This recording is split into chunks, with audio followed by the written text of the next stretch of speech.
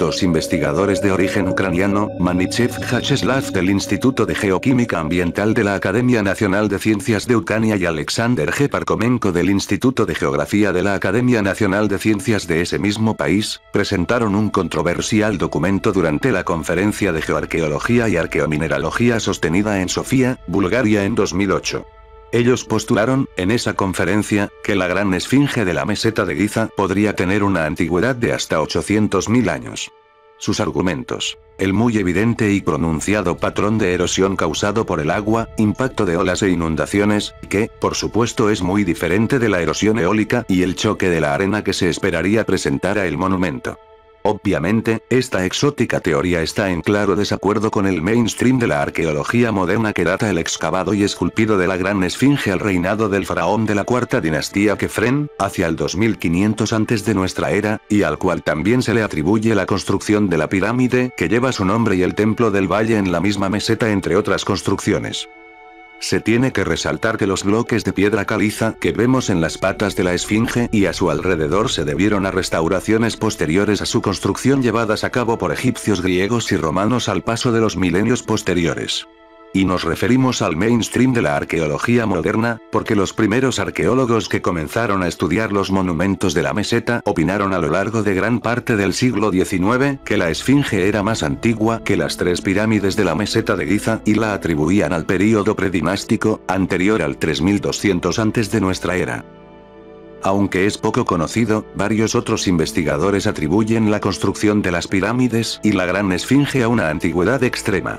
Como ejemplos citaremos al autor de Corte Paranormal Stan Gutsch, que atribuía la construcción de la esfinge a híbridos Cro-Magnon-Neandertal y como prueba de ello señalaba la protuberante mandíbula de la cara de la esfinge, la cual, de acuerdo a Gutsch, sería muy característica de un híbrido entre estos parientes de la especie humana, la cual, obviamente tuvo que ser esculpida, por lo tanto, hace unos 40.000 años cuando pudo haberse dado tal hibridación en Europa, y aceptando que la cabeza de la esfinge sea la que originalmente se esculpió y no un retrabajo posterior, como se sospecha. Más extrema aún es la afirmación del autor y practicante de cábala científica Saúl Imeret, quien postula que el complejo de Giza, incluidas las pirámides y esfinge, ya habían sido construidas y se habían inundado desde finales nada más y nada menos que en el período geológico del Plioceno hace 3 millones de años, basando parcialmente sus afirmaciones en los restos, que aún hoy se pueden encontrar, de huellas sedimentarias de algas y moluscos incrustadas en el afloramiento rocoso de la meseta, el desgaste marítimo y los postulados de la cábala científica.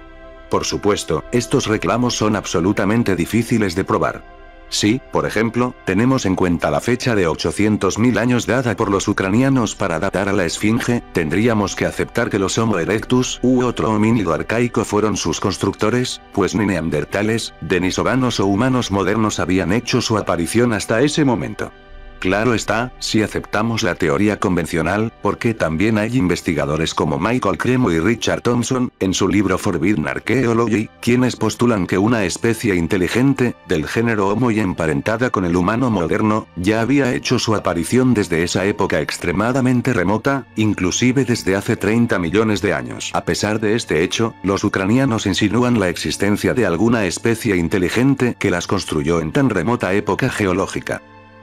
Los investigadores revisionistas pero mucho más conservadores que cuestionan la datación oficial de la gran esfinge a un período mucho más temprano que la oficialmente dada por la egiptología moderna, durante la cuarta dinastía, aunque, no tan extremadamente antigua como lo hacen los ucranianos frecuentemente plantean la siguiente pregunta.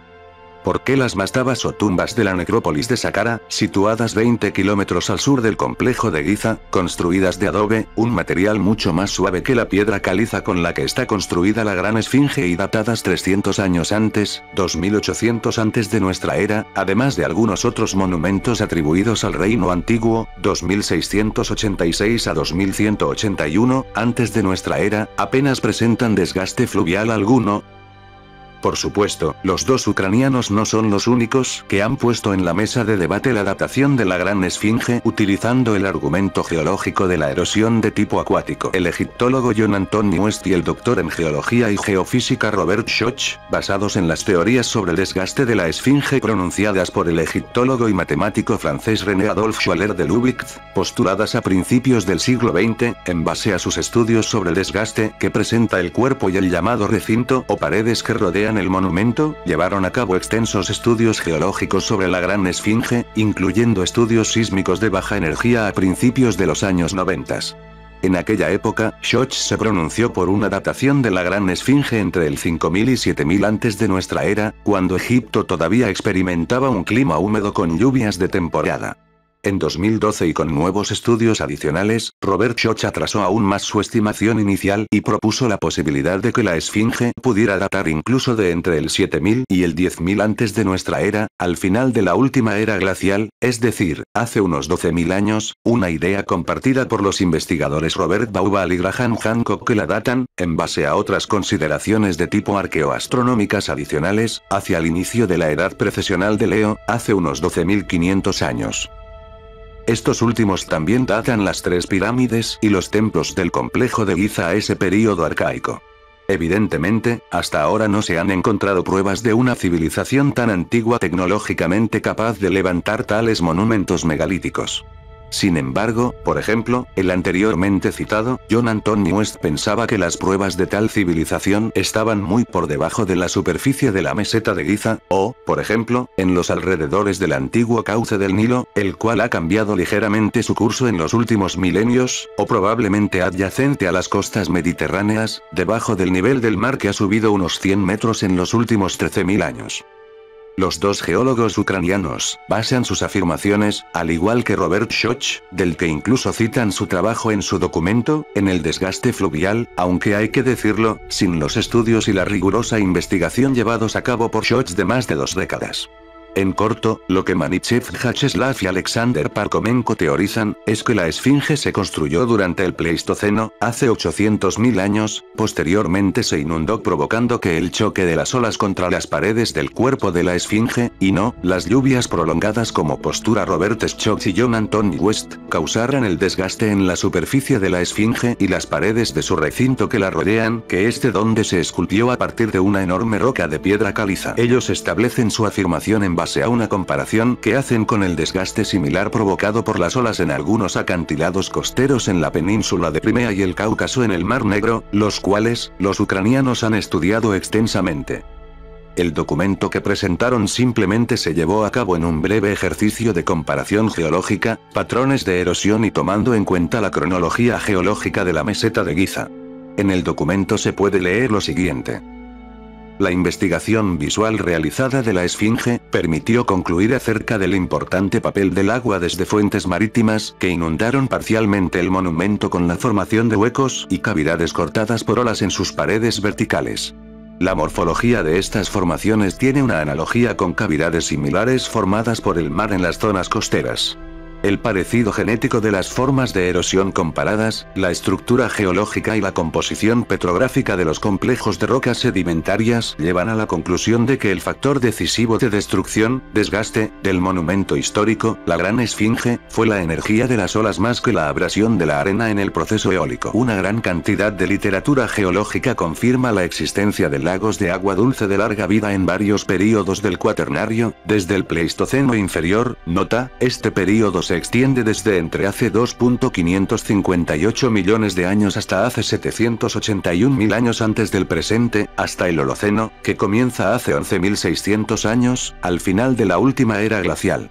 Estos lagos se distribuyeron en los territorios adyacentes al Nilo. La marca absoluta del gran hueco de erosión superior de la Esfinge corresponde al nivel de la superficie del agua que tuvo lugar en el Pleistoceno temprano. La Gran Esfinge egipcia ya se encontraba en la meseta de Giza en ese momento geológico. Nota, el Nilo es adyacente a la meseta de Giza y a la ciudad del Cairo, capital de Egipto. La meseta está al oeste del Nilo y el Cairo en el este, a solo 10 kilómetros de distancia.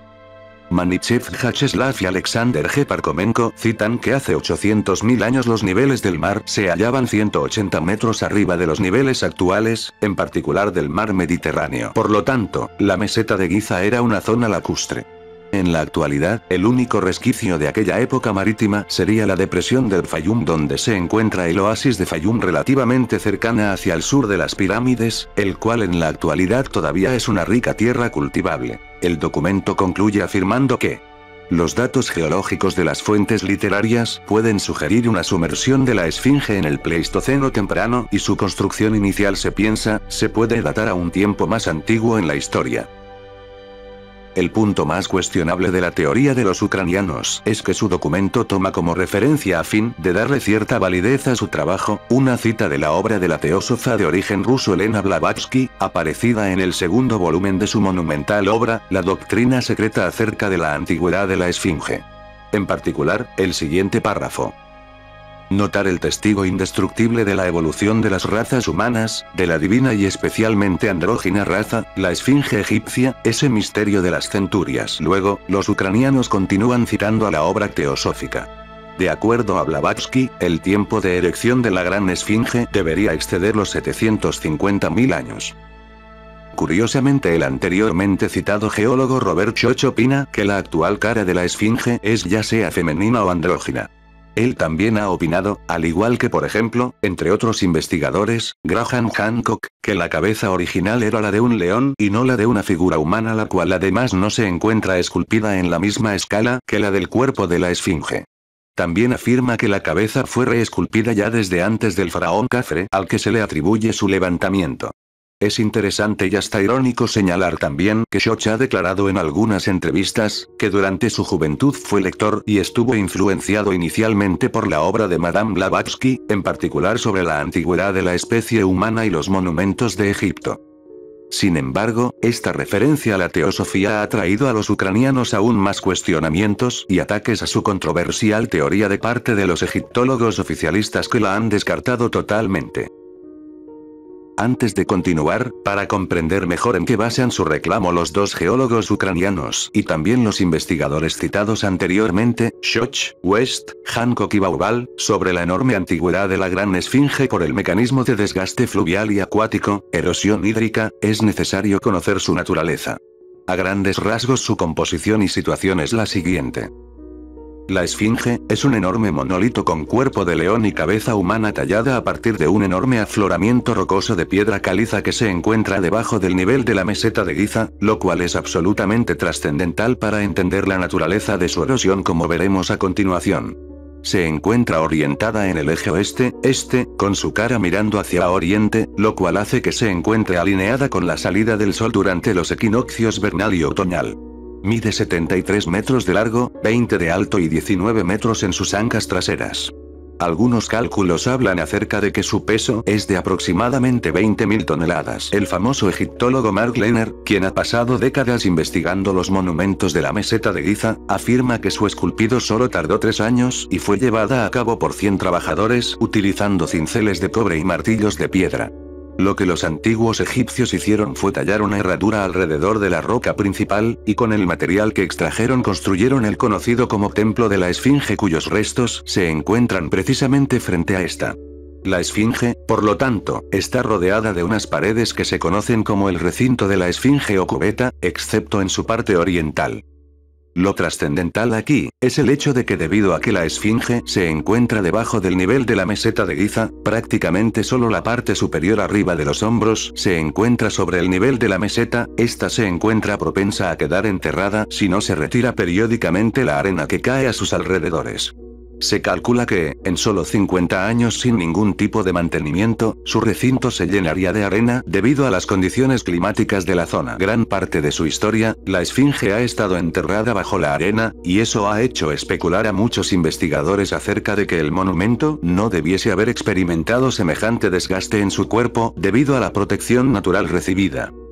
La estela del inventario, descubierta en el siglo XIX por el arqueólogo francés Auguste Mariette, y datada en el 670 antes de nuestra era, afirma que ni la Gran Pirámide ni la Esfinge fueron construidas bajo la cuarta dinastía, y ya existían antes del faraón Keops, pero los egiptólogos la descalifican como una falsificación de los sacerdotes y no le dan validez debido a que la estela no era contemporánea de la cuarta dinastía. La loza de granito que se encuentra debajo de la Esfinge, conocida como la Estela de los Sueños, narra cómo el faraón de la 18ª dinastía, Tutmosis IV, hacia el 1400 antes de nuestra era, liberó a la Esfinge de la arena que la cubría hasta la cabeza. Se piensa que Ramsés II pudo haber emprendido una segunda excavación para liberarla de la arena unos 150 años después. El historiador griego Heródoto, que visitó Egipto en el siglo V antes de nuestra era, ni siquiera hace mención de la Esfinge, la cual es muy probable que se encontrara casi en su totalidad bajo la arena para esos tiempos. Durante el período de dominio romano la Esfinge estuvo libre de arena, e incluso le añadieron algunas hiladas de piedras semejantes a tabiques en algunas partes a fin de darle mantenimiento.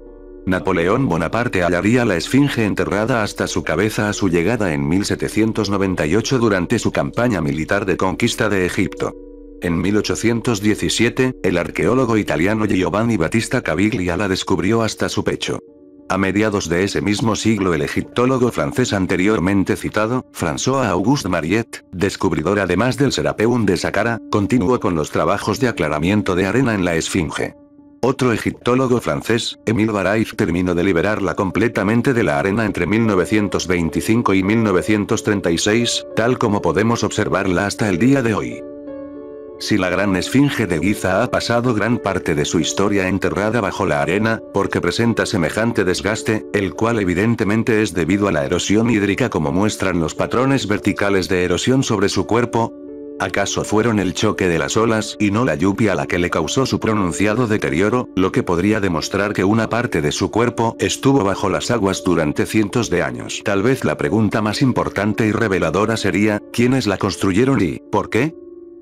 De manera casi anecdótica, se han desenterrado varios barcos de la meseta de Giza que son considerados por los egiptólogos como barcos rituales que servirían a los faraones en su viaje al más allá junto al dios solar, Ra. El más famoso de ellos, es el barco solar de Keops, encontrado en un foso al pie de la Gran Pirámide y que incluso se exhibe en un museo adyacente a la pirámide. Muchos de los barcos encontrados en la meseta inclusive muestran signos de haber sido utilizados para la navegación. Tal vez, esos barcos pudieron haber sido utilizados hace 800.000 años, cuando postulan los ucranianos que la meseta de Giza estuvo bajo el agua, pero sí hace por lo menos entre 12.000 y 8.000 años, cuando Egipto disfrutaba de lluvias torrenciales y la región era fértil, abundante en vegetación e incluso todavía era una zona lacustre. Es bien sabido que el Sahara es un desierto joven y que vuelve a ser fértil en ciclos de cada 20.000 años aproximadamente. En 2013, otro arqueólogo, Sherif El Morsi, y su colega Antoine Digal, también alegan que la meseta de Giza estuvo sumergida, pero en tiempos más recientes, probablemente durante o al final de la última era glacial, antes del 12.000 antes del presente. Ellos afirman haber encontrado un fósil parecido a un erizo de mar que parecía haber sido petrificado en tiempos recientes y no era parte de los componentes de la piedra caliza que se formó hace 30 millones de años. El Morsi también sugiere que las 20 primeras hiladas, unos 15 metros, de la Gran Pirámide de Giza presentan clara evidencia de erosión por saturación acuática. Sin embargo, prácticamente no se ha vuelto a hablar del tema desde entonces. Es extremadamente probable que una civilización superior, tecnológicamente hablando, hubiera construido las pirámides, esfinges y los templos de la meseta de Giza, ya sea al final de la última era glacial o durante el período caótico del Younger Dryas, que inició hacia el 12,800 antes de nuestra era y finalizó 1200 años después, época que también coincide con el final del período egipcio conocido como el Septeti, o la primera vez, que hace referencia a cuando sus dioses caminaron entre los seres humanos en Egipto. Es obvio que tan descomunales obras megalíticas no pudieron ser levantadas utilizando solo cinceles de cobre, escuadras, plomadas y martillos de piedras de diorita. Cualquier ingeniero, técnico o persona especializada reconocerá inmediatamente las tremendas dificultades para levantar semejantes monumentos que son verdaderas proezas tecnológicas, incluso con la tecnología disponible en nuestros días. Todo el complejo de Giza con sus pirámides y templos adyacentes y muchos otros lugares megalíticos de Egipto están construidos con una ingeniería de alto calibre y una precisión extremadamente difícil de conseguir aún en el presente.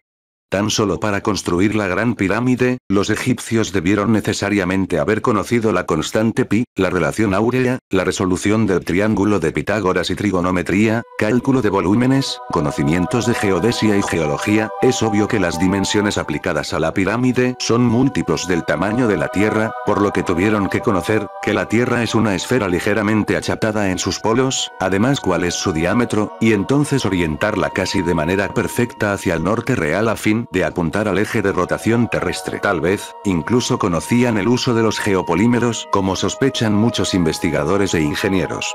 Por no hablar de las tolerancias tan cerradas entre las uniones de sus bloques, planicidad de sus superficies, manufactura de radios tan cerrados en las esquinas de sus cofres de granito o la increíble simetría de sus esculturas, algunas de ellas gigantescas, etcétera, etcétera. Se han encontrado marcas de herramientas de corte por todo Egipto, incluidos megalitos y esculturas que los egiptólogos oficialistas pasan por alto. Es obvio que los egipcios no pudieron darle un acabado casi espejo a los sarcófagos o cajas del Serapeum con simples cinceles de cobre y piedras de diorita. Es difícil investigar con certeza cualquier cosa más allá del límite del final de la última era glacial, hace 12.800 años. Varias especies hermanas del actual humano moderno, que vivieron durante la última era glacial e incluso al final de esta, poseían una capacidad craneal superior a la nuestra, incluidos neandertales, cromagnones y se sospecha, los denisovanos. Últimamente varios investigadores del tema han empezado a postular la teoría de que el complejo de Giza pudo haber sido construido por denisovanos. Aquellos que no estén muy familiarizados con el tema les podrá parecer un disparate, pero, todo parece indicar que tales primos del Homo sapiens poseían una inteligencia muy elevada e incluso fueron capaces de fabricar alguna suerte de tecnología superior y según se piensa ellos fueron el origen de los relatos sobre los ángeles caídos enunciados en el libro de Enoch. Algunos especulan que tenían una muy peculiar forma de razonamiento o inteligencia debido posiblemente a su configuración cerebral. Solo el tiempo y los nuevos descubrimientos podrán finalmente esclarecer quién y por qué se construyó el monumental complejo de la meseta de Giza incluida la Gran Esfinge, la cual los antiguos egipcios llamaban Horus en el horizonte, y, los árabes la llaman todavía en la actualidad, como Abu el-Hol, o Padre del Terror.